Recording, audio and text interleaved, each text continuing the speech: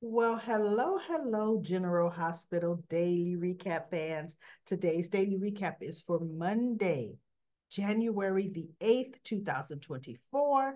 Monday, January the 8th. Uh, you know, not too much happened today. It was a okay day. I think the whole week is gonna be kind of slow because we're gonna do get really into the tribute for Bobby, Jackie Zeman's, exit, her the service and all of that for the 10th and 11th, so there's not going to be too much going on.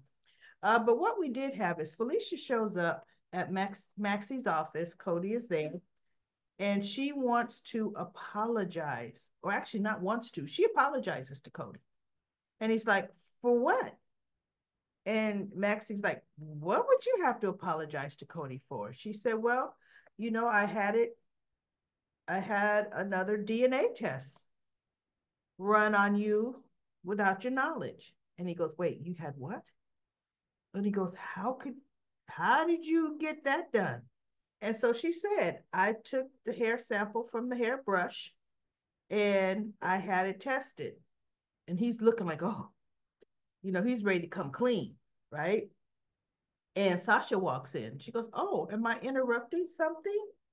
And so Maxie's like, "Well, yeah, we're kind of in the middle of," or Felicia may have said something, but Cody says, "No, she's fine. Sasha, you can stay." And says Felicia, and so Maxie says, "My mom was just apologizing to Cody." And so she says, "Yes, I'm sorry to say I had a DNA test run. I just really felt he was Mac's son."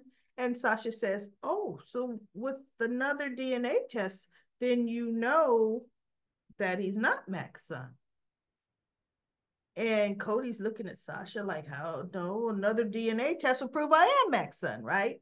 Well, to me, Sasha shouldn't even said that. She tipped her hand a little bit for a detective investigator like Felicia, because the response really should have been, "What was the results of your test?"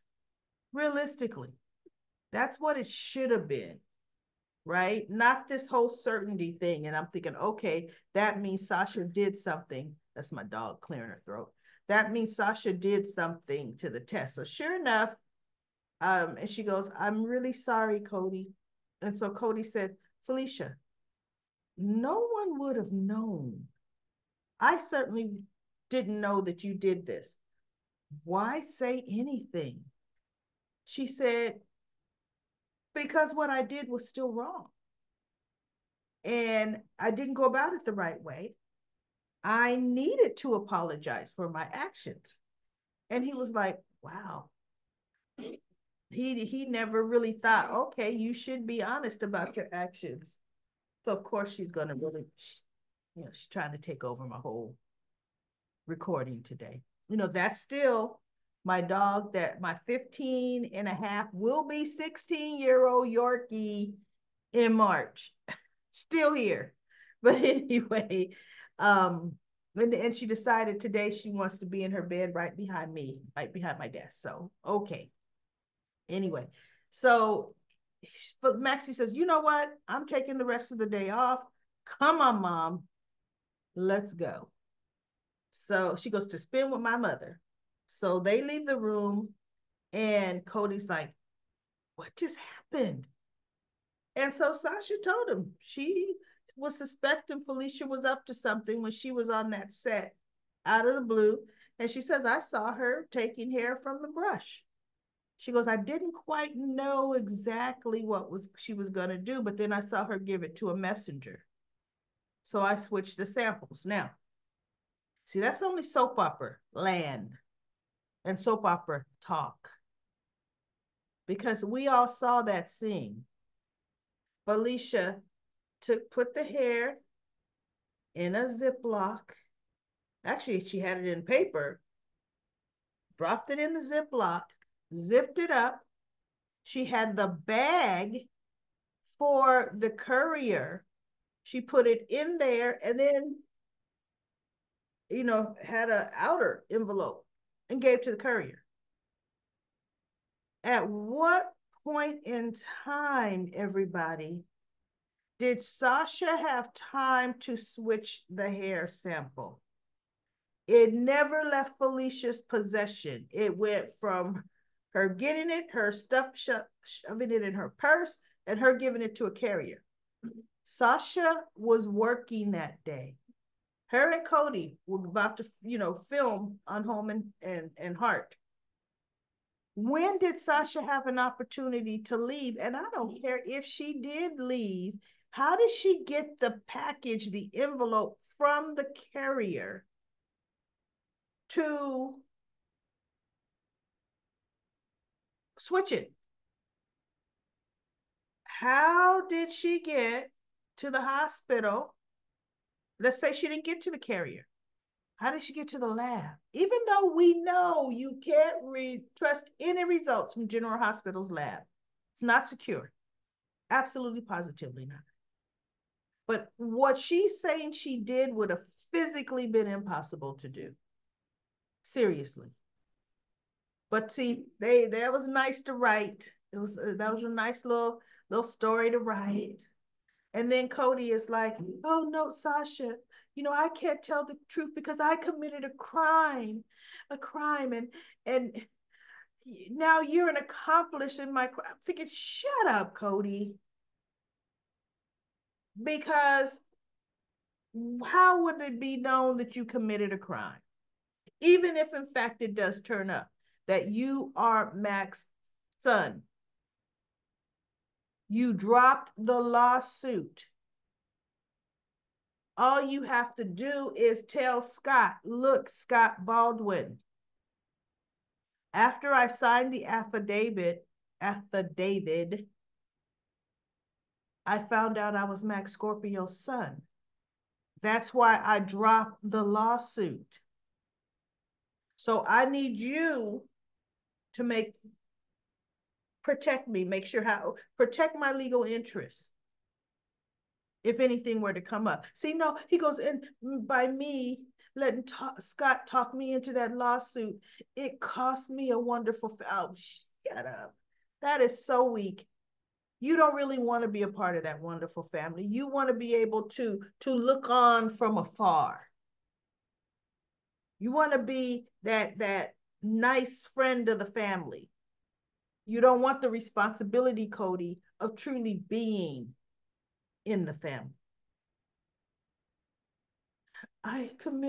You have committed how many crimes in your entire life? A lot of them. Scammer, right? You committed a crime when you were blackmailing Spinelli. You committed a crime. You committed a crime when you were working for Selena Wu, fleecing people of their money. Mac knew about that.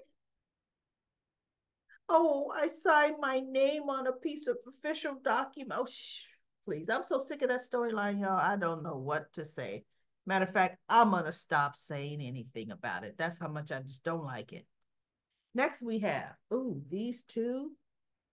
I can't wait for these two to get theirs, especially the chick in the red. She has the nerve to try to find a gaudy flower arrangements. I don't give a darn if you're doing it under the pretense it's Bobby's favorite flower. Her daughter knows what her favorite flower is. Her whole family knows what her favorite flower is. If they want her favorite flowers at her funeral, let her family have them there. Lucy's like, "I want the biggest flower around." I'm like, how disrespectful are you? They all know she and Bobby couldn't stand each other. And you gonna waltz in here. See, that's something that Nina would do. Yeah, I'm gonna throw that back at Nina. See, Nina would find out. I heard Carly's mother's favorite flowers were whatever they said they were, right? Let me bring the gaudiest arrangement I can. Just, it's not your place, chick. It's not. Oh my goodness. So then, as she's talking to Scott, I'm telling you, I wanted to reach through my monitor and slap her senseless. She was starting to bash Bobby.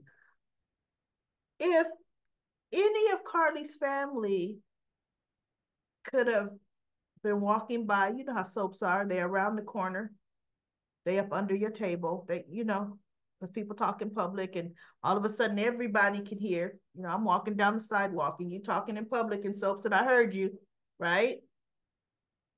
You know, Bobby was no saint. Bobby did a lot of things and she just started, but yet Bobby, just because she became a nurse, everybody respected her.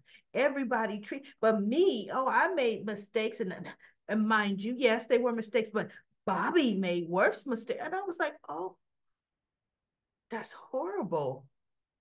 What you're saying to Scott, who's supposed to love Bobby. And you wonder, and you think you deserve to have flowers sent when you are just right out of your mouth are bashing a dead woman. And then have the nerve to say, I just now realized in my 50 years later that I was jealous of her. Oh my goodness. It just got to a point, I started just fast forwarding. I'm like, I can't even stand to hear this. I can't stand Lucy Coe. I can't wait for Tracy to mop her up. Tracy's already started. She was meeting Brooklyn, and see, that is a different location. Cafe Cherie is a different location than the Port Charles Grill. Okay. Even the signs are different, right? The glass. So Tracy was thinking about Luke, and then Brooklyn is talking to her, and then Martin comes in. And Tracy beelines for Martin, and she starts right then sowing the seeds of doubt in his head about Lucy. And he goes, I am not, because for one, you and my dear Lucy don't even get along. He's like, why would I listen to anything you have to say about Lucy? And Tracy said, look, because I've known Lucy Coe way longer than you. And she just blah, blah, blah. She goes, and by the way, when she and Scott Baldwin are together, nothing good ever comes of it.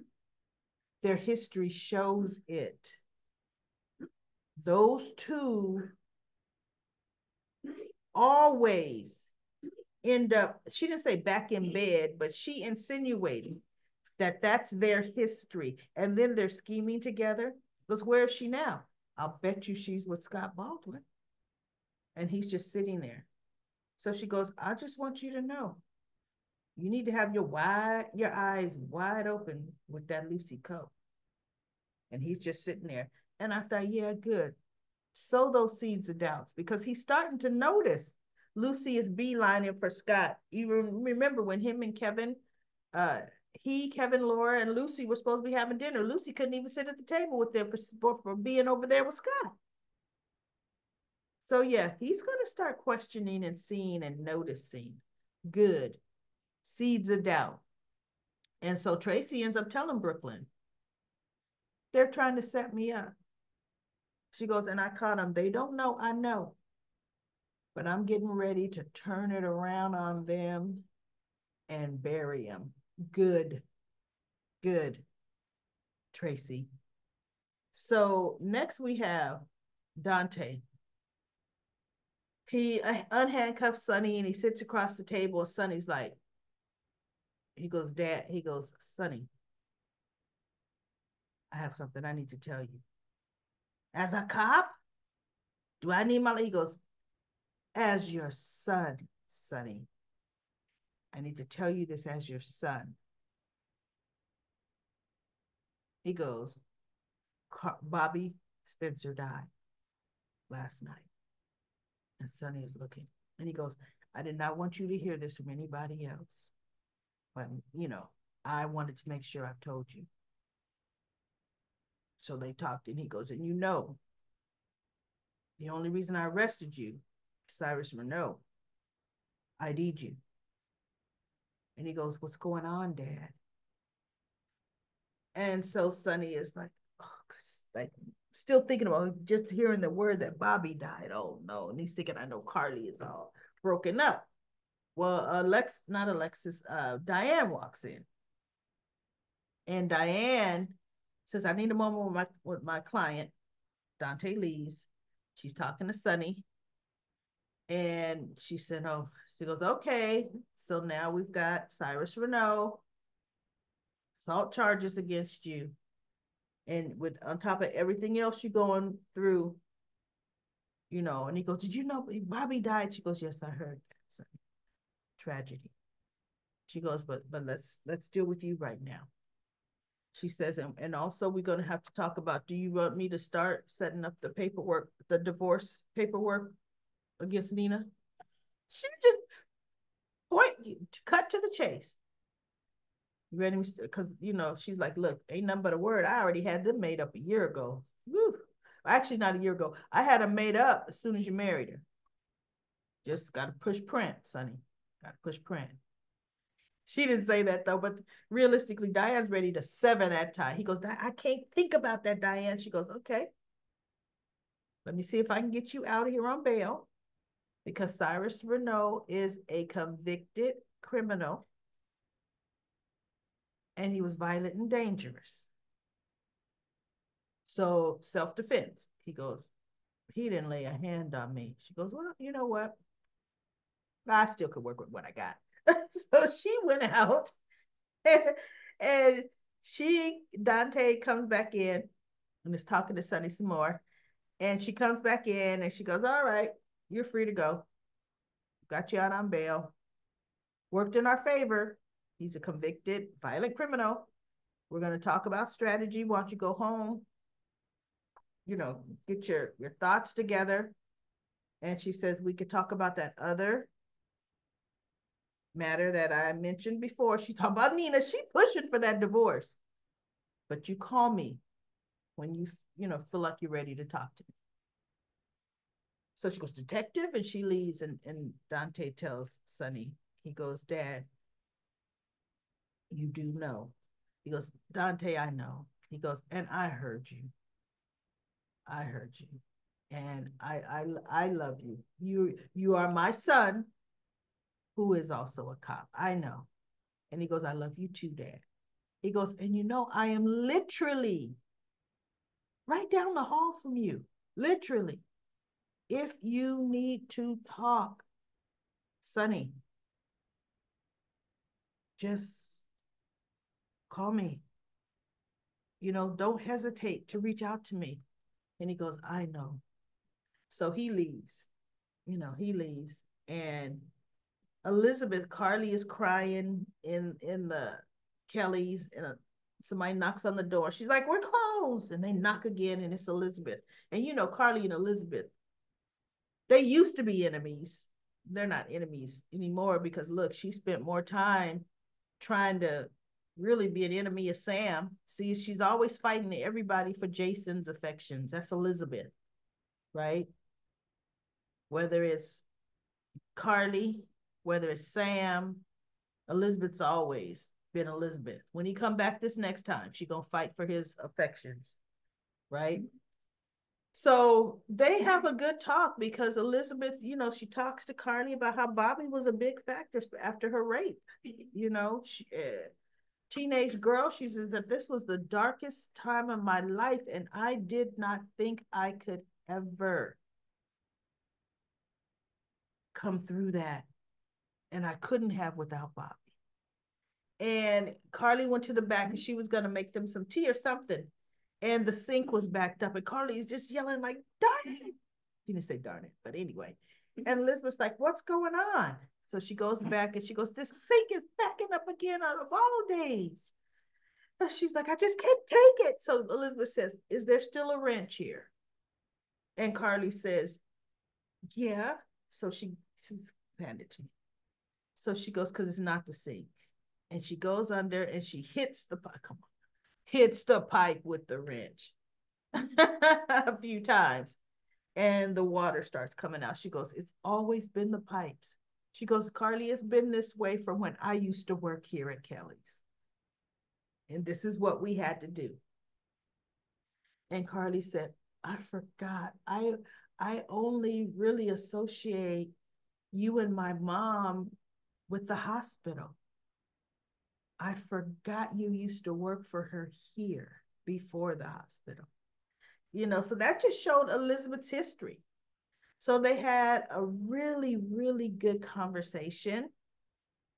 And Carly reaches and hugs her as Elizabeth's leaving. She goes, thank you so much for coming by and talking to me about my mom. And Elizabeth was like, I needed to, right? So Carly is letting her out. And Elizabeth leaves. Carly is getting her stuff to go, is what it is. She turned off the lights. She goes to the front door and she opens it. And there's Sonny standing right there, you know, and she's looking at Sonny and he's looking, they both devastated in two different ways. They're both devastated in two different ways. But I'm interested to hear his words of comfort to her. I can't wait to see tomorrow's episode with his words of comfort. Now, Michael tells Jocelyn, because Willow comes over. She's, hugs Jocelyn. She comforts Michael, comforts Jocelyn, and Jocelyn had left the room to go check on Donna. And then Michael says, well, I missed, sleeping apart from you. Oh my goodness, I couldn't sleep at all, and blah, blah. She goes, Michael, I'm going to be here for you and your family during this difficult time. I'm going to be supportive and comforting.